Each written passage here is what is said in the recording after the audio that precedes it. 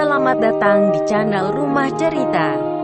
Kisah Pemuda Kaya yang Sederhana episode 14. Pada episode 13 yang lalu dikisahkan Irwan, atas saran Andi menggantikan jabatan sebagai manajer keuangan untuk menggantikan Pak Lucky.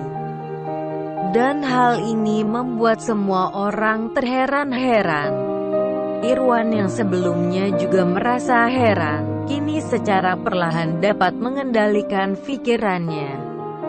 Hal ini bukan hal yang aneh bagi Irwan. Andi sahabatnya ini memang penuh kejutan. Jati dirinya pun penuh dengan tanda tanya.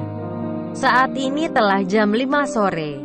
Namun terlihat semua orang masih sibuk di ruang tersebut. Beberapa orang dikeluarkan dengan tidak hormat, termasuk Pak Lucky.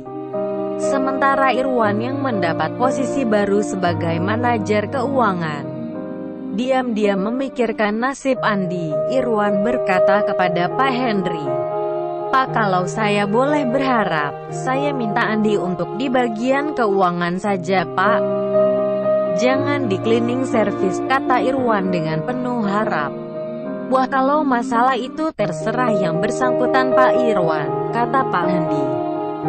Kemudian Andi berkata kepada Irwan, "Wan, seperti yang aku bilang sama kamu, aku merasa nyaman dengan pekerjaan ini, jadi kamu gak usah berpikir yang lain." Tiba-tiba Pak Henry berkata, "Mas Irwan, besok Mas Irwan ke alamat ini ya. Nanti ketemu dengan nama yang tertera," kata Pak Henry sambil menyerahkan sebuah kartu nama pada Irwan. "Jangan lupa besok jam 9 ya." Setelah acara tersebut selesai sekitar jam 6 sore, tim dari pusat segera bersiap-siap untuk kembali ke kantor pusat. Terlihat orang-orang dari pusat seperti mencari sesuatu. Ternyata mereka mencari-cari Andi untuk berpamitan pada Andi.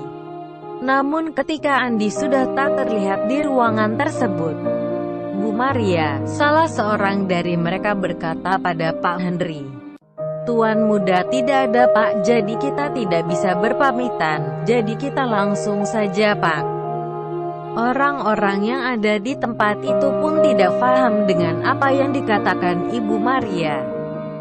Beberapa saat kemudian mereka meninggalkan perusahaan. Sementara di pantry, terlihat Andi sedang duduk sambil minum air putih. Beberapa orang yang melihat Andi tak menghiraukan. Namun kemudian terdengar suara dari arah samping. Ternyata itu suara dari Bu Ida, salah satu staf keuangan di perusahaan tersebut.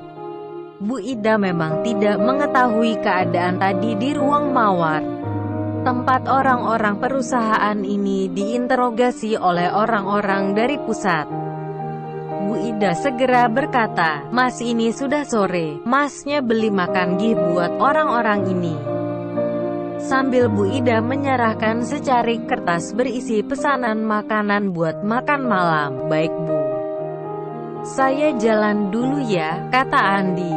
"Iya, Mas, nanti makanannya langsung dibawa ke ruang mawar ya." "Saya juga di sana kok," kata Bu Ida. Andi segera berjalan keluar dari perusahaan dan mencari makanan yang dipesan oleh para karyawan. Karena Andi harus membelikan untuk 20 orang. Maka jam 7 Andi baru kembali dan langsung ke ruang mawar. Tampak Andi membawa 2 bungkusan besar berisi nasi box, pesanan makanan para staf di ruang mawar. Setelah makanan diserahkan pada Bu Ida, Andi segera berlalu dari ruangan tersebut.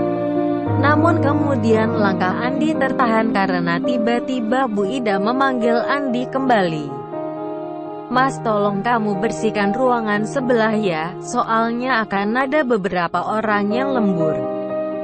Tolong kamu bersihkan, yang bersih ya, saya gak mau tahu, harus cepat bersih," kata Bu Ida. Andi segera berlalu dan mengambil perlengkapan untuk mengepel dan perlengkapan lainnya. Irwan yang melihat hal tersebut langsung menahan langkah Andi. "Udahan, gak usah. Besok saja kamu ngepelnya, lagian ini sudah sore. Rupanya Irwan sudah menyimpan rasa kesal kepada Ibu Ida akibat tingkah laku Bu Ida terhadap Andi sahabatnya tersebut. Bu Ida yang melihat hal tersebut nampak akan marah pada Irwan.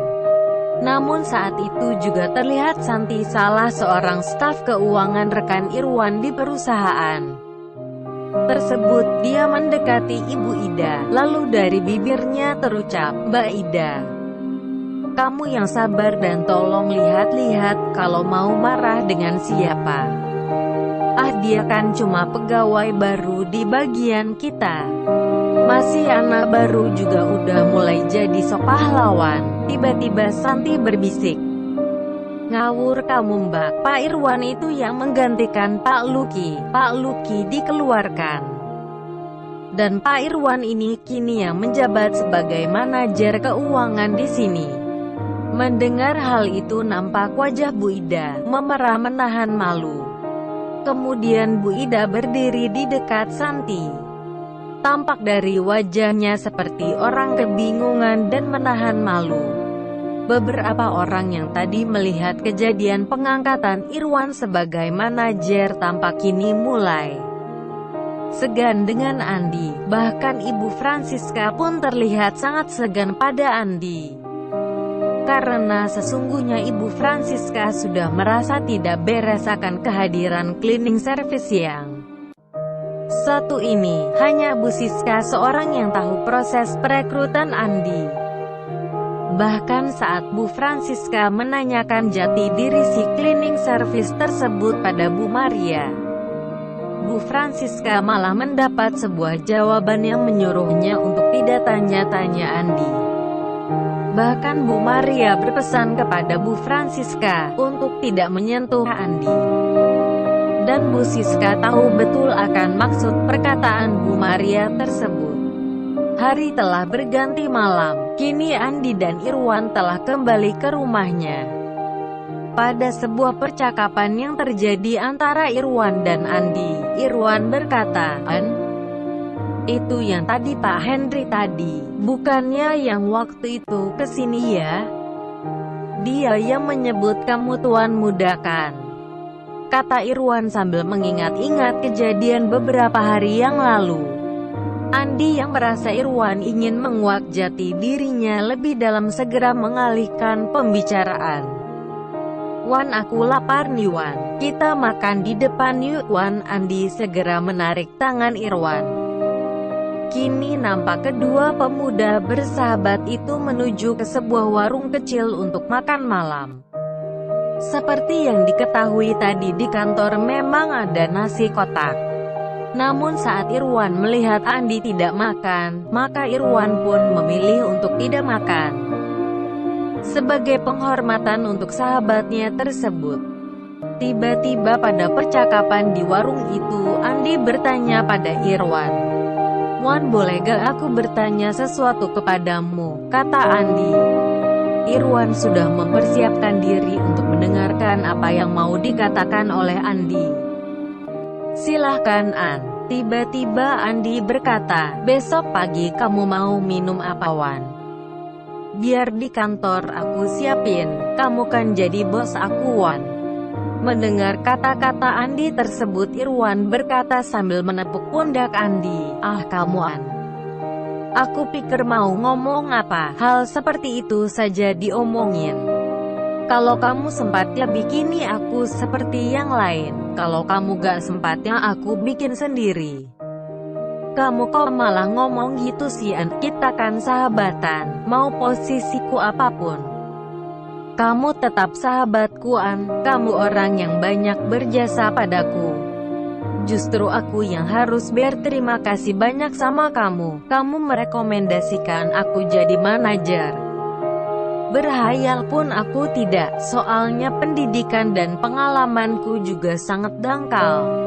Mendengar hal tersebut Andi semakin yakin, Irwan dapat dipercaya. Kini malam telah berganti pagi, orang-orang telah menjalani aktivitasnya kembali. Andi Andi hari ini langsung ke tempat kerjanya dengan berboncengan bersama Irwan.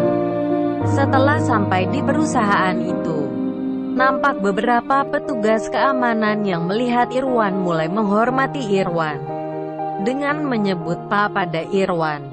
Irwan kemudian berpamitan pada Andi.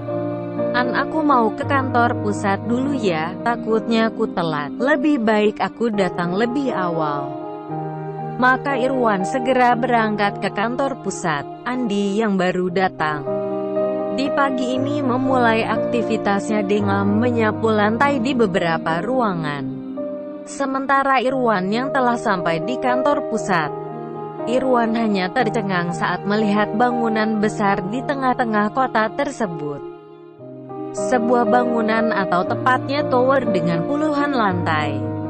Ternyata itu adalah kantor pusat perusahaan. Setelah melewati skrin di lobi utama, Irwan segera menuju ke lantai 5 yang telah dijanjikan sesuai nama dan alamat pada kartu nama yang diberikan Pak Henry. Di lantai 5 tersebut adalah ruang direksi perusahaan. Saat memasuki ruangan yang ditentukan, Irwan dikagetkan oleh sebuah pemandangan. Di ruang tamu ruangan tersebut nampak foto dua orang laki-laki dengan berpakaian ala bos besar.